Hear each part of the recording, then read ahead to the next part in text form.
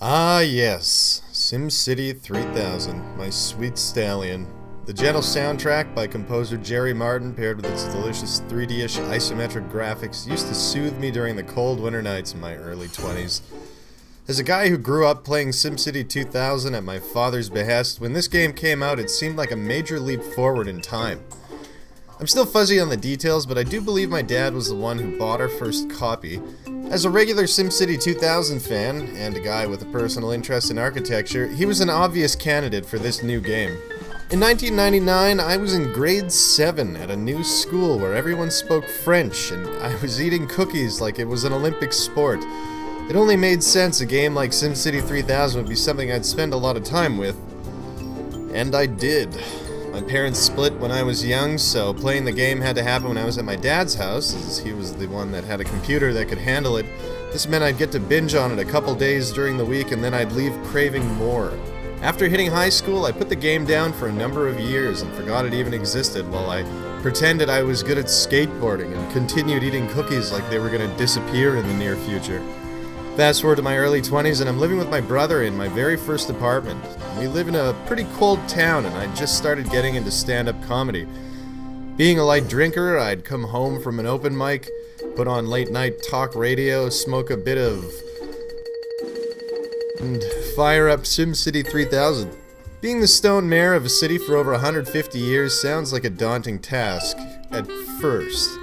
In reality, it's quite fun. And unlike real life, whenever you want to make a new neighborhood, move a road over a few tiles, or make room for a giant skyscraper, you can easily kick everyone out of their homes and demolish them to the ground. Progress is harsh, folks. Remember that next time you go to City Hall to stop them from paving your back lane. Compared to SimCity 2000, this game felt smooth as hell. No longer were you forced to choose betwixt an overhead and your actual town, but now you could have both at once. The Mac-inspired original UI of SimCity and SimCity 2000, which forced you to maximize the game you'd just opened, as if it was its own program inside this program, was now gone in favor of what I still consider to be one of the nicest UIs in the franchise. And that soundtrack. Oh, baby. Digging into the game, though, it was a bit of a step backward in some senses, while still a leap forward.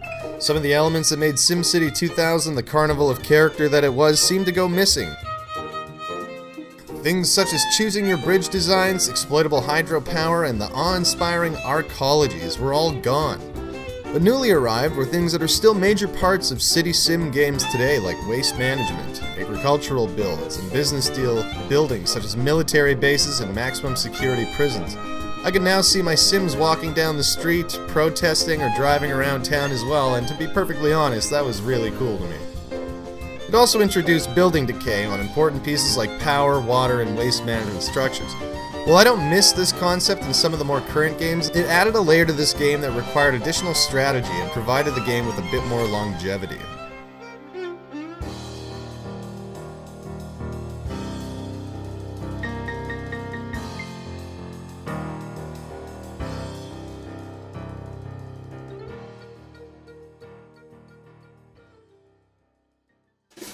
How about now we take a look at some of the history that produced this great title. So back in 1996, Maxis had plans to create SimCity 3000 as a full 3D game, as 3D games were all the rage at the time. Consider the popularity of the Voodoo graphics cards and games like Duke Nukem 3D. Despite protests from staff and developers, the game went into development for a year as a 3D concept. During E3 in 1997, the unveiling of the game was largely unsuccessful, and if you look at titles such as Simcopter or Streets of SimCity, you can see why them avoiding a full 3D experience at the time was the right move. Things had not progressed far enough to make an attractive game, and it shows. Simcopter certainly was not the hit that was SimCity 3000. After Electronic Arts acquired Maxis in 1997, they assigned Luke Bartlett to be the GM of Maxis, and he felt the same feelings as the people at E3. This game just wasn't gonna work in full 3D. Bartlett brought in Lucy Bradshaw from EA and a totally new version of the game using isometric pseudo 3D sprite-based graphics inspired by SimCity 2000, but with a newer twist. After a debut of the new version of SimCity at E3 1998, the world was ready to receive this great game. The reception was far more positive, and during its January release, the positivity continued. Selling 1 million copies in its first 6 months, the game was a success. It also sold 500,000 units in the US in its first year, generating close to $20 million, which sounds low by today's standards, but keep in mind this was 1998 and not every home had a PC, let alone one that could run this game. Sadly, SimCity 3000 placed second as Game of the Year behind womp womp womp Roller Coaster Tycoon, which we most definitely will have another video for in the future, as that game did have a big impact on me as well. That's okay though, you can't blame another game for releasing the same year as that freight train of entertainment. I mean, what chance did it really stand against Roller Coaster Tycoon, which basically defined a brand new genre in the sim category. At the end of the day, SimCity 3000 is a barrel of memories for me, but it's also way more than that. It's easy to love a game for its nostalgia, even if it's goddamned awful. It's much harder for a game to be incredibly successful on its own merit and still have playability in today's world. This game hasn't aged much, in my opinion, due to the fact that it made use of the best of an older technology versus the newest of a new technology, the isometric versus actual 3D. It's still beautiful and easy to play, even now. My dad still plays this game, and I recently reinstalled SimCity 3000 Unlimited, and have played 2 cities up in the last 2 weeks. My first, Pyongyang, had a nuclear meltdown due to my forgetting that buildings actually decayed to the point of destroying themselves, and it now proudly boasts a radiation dead zone where dock workers and emergency personnel still go to work every day. I managed to save the town by dumping all services, save for roads, to about 10% and raise taxes through the roof, as it was an emergency, folks. I can't imagine why anyone stayed, but for some reason, they did. My other town, Smolensk, has a massive population and recently just figured out how to make dynamic highways. Took a while of me perusing very old forum posts and old Google groups to figure out how some of these tools worked, which does go to prove that some of the elements of the game really didn't age all that well.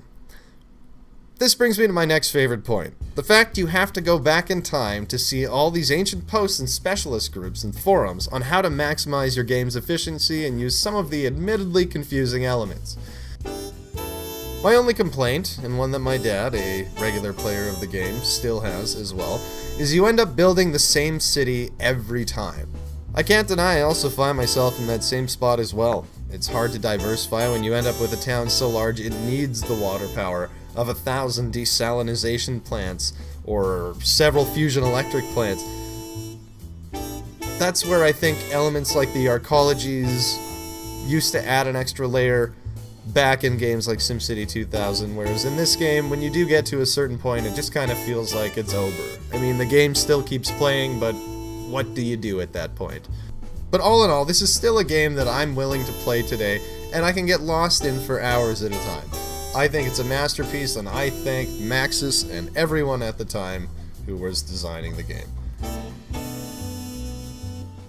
In conclusion, it's 1999, and no other game offers this style of depth. Roller coasters are just a theme park, and let's be honest, it's inevitable you'll end up in a relatively similar place every time you run this sim, but that's okay, because the journey is still worth it.